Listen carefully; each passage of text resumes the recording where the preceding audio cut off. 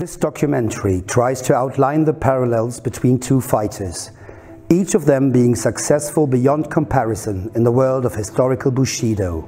Miyamoto Musashi lived in the old days of 16th century Japan. After his death, it should take another 400 years for another fighter of the same spirit to enter the scene.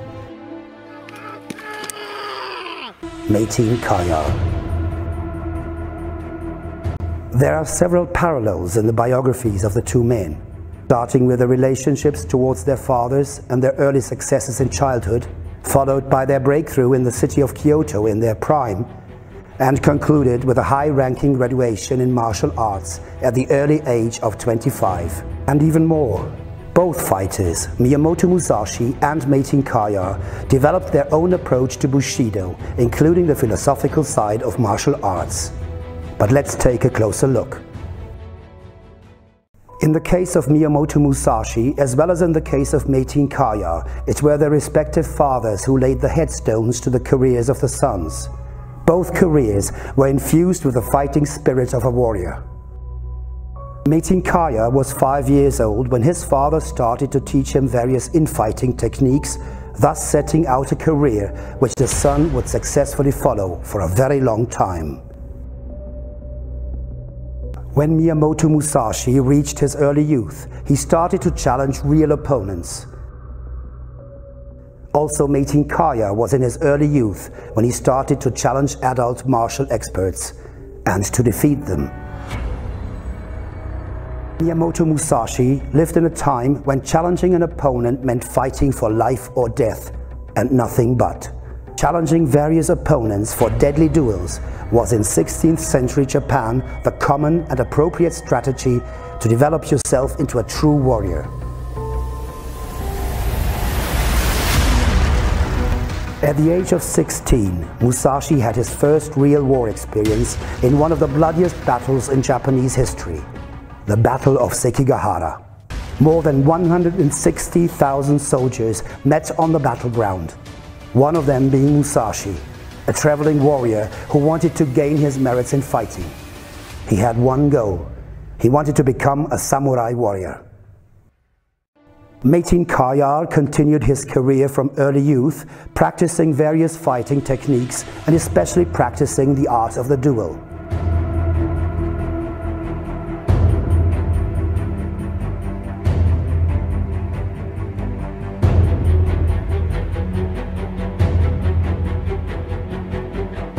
He did this in our days, in the 21st century, competing in numerous tournaments throughout Europe and the world.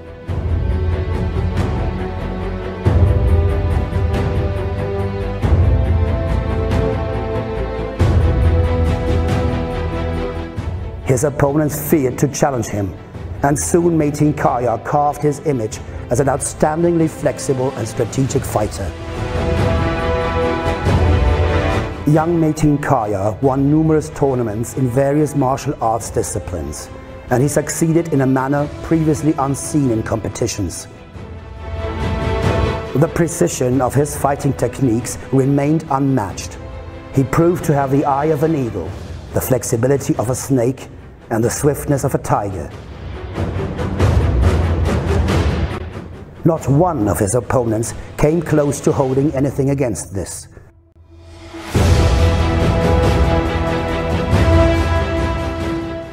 By the age of 20, both Musashi and Metin Kayar had completed their training, and now both would venture for Kyoto, the historic capital and spiritual center of Japan, to start their campaigns. Both fighters seemed to appear from nowhere, yet both of them would shake the world of martial arts of their times. Musashi would now go on challenging masters from different schools for duels, aiming to become a famous samurai himself. He did so with great strategic and psychological skill, and he managed to defeat one master after the other. Musashi would use his double sword techniques, which he had developed by himself, and which were yet unknown to his opponents. So they wouldn't be able to assess this juvenile fighter. Musashi's high-class campaign was a complete success, and later he would go down in Japanese history as one of the most triumphant fighters. Metin Kayar also started his All About Japan campaign in the former capital of Kyoto, which is also the site of the oldest Japanese samurai temple, the Butokuden, a historic monument whose mystic power has grown throughout the centuries from the time of its construction.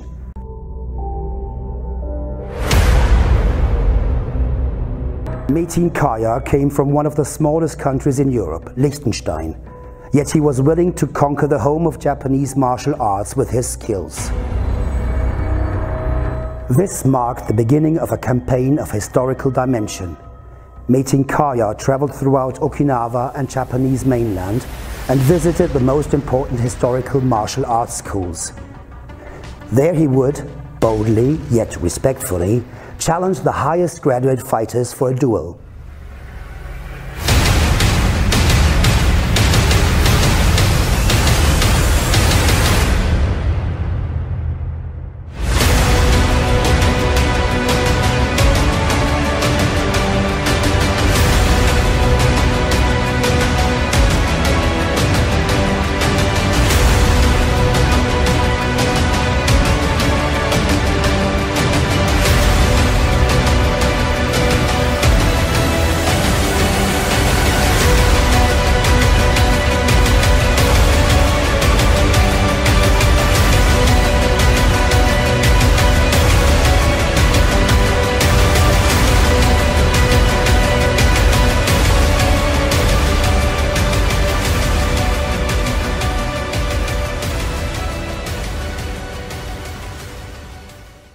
Metin Kayar won the school's highest recognition and respect, unsurpassed by any other martial artist in the world.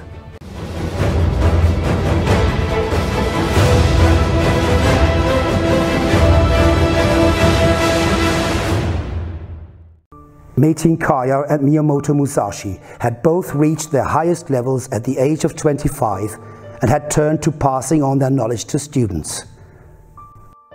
Miyamoto Musashi had become softer in attitude and soon opened his own school for the arts of sword fighting, where he would devote his further life to teaching and passing on his experience. He went on developing his double sword techniques, which would later go down in history under his name. Metin Kayar had also concluded his fighting career and his campaign through Japan by the age of 24.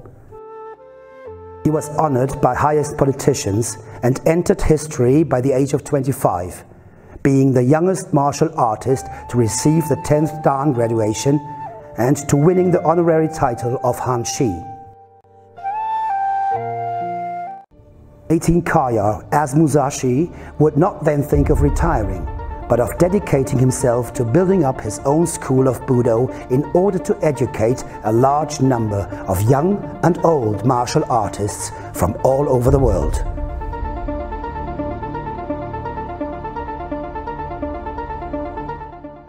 Metin Kayar developed his own martial arts system of Budokan, which comprises all of the important traditional fighting styles within a method that helps passing them on to students in the most efficient and effective way.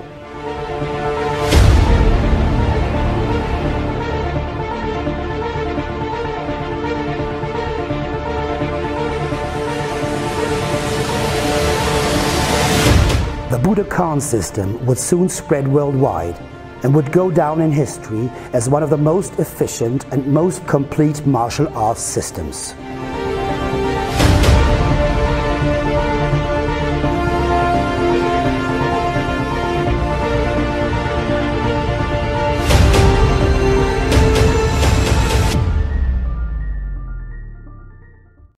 Miyamoto Musashi and Metin Kayar had analyzed the essence of martial arts throughout their lives and had uncovered the sources of the traditional teachings for their students and their successors. Both developed philosophical principles for good living and put them down on paper for posterity.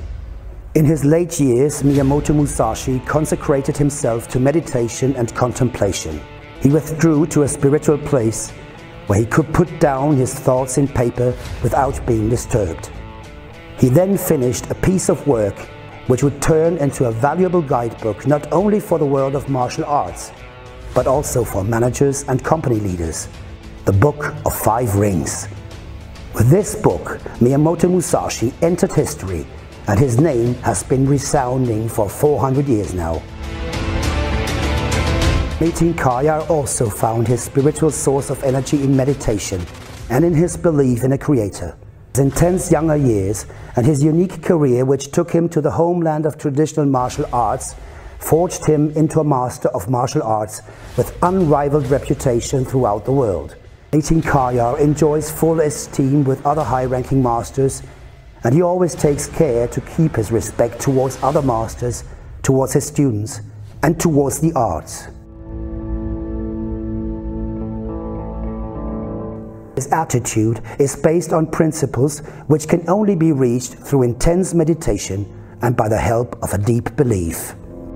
The legend of the unsurpassed warrior, which had been founded in the age of the samurai, is being continued 400 years later by an impressive warrior called Metin Kayar. 武士たちに戦いを挑みました。もし彼がこの時代に生きていたとしたならば、どのように世界中の格闘家に挑んだか想像しました。したがって私はメティン・カヤルにたった一夜の間に異なるスタイルの対戦相手との試合を通して彼の技術を証明してもらいたかったのです。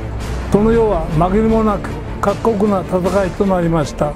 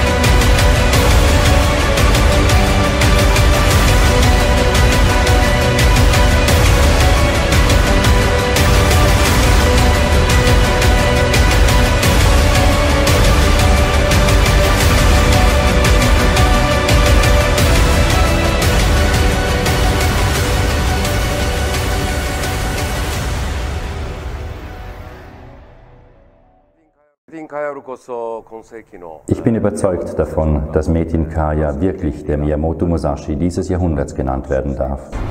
Metin Kayar は21世紀の宮本武蔵です。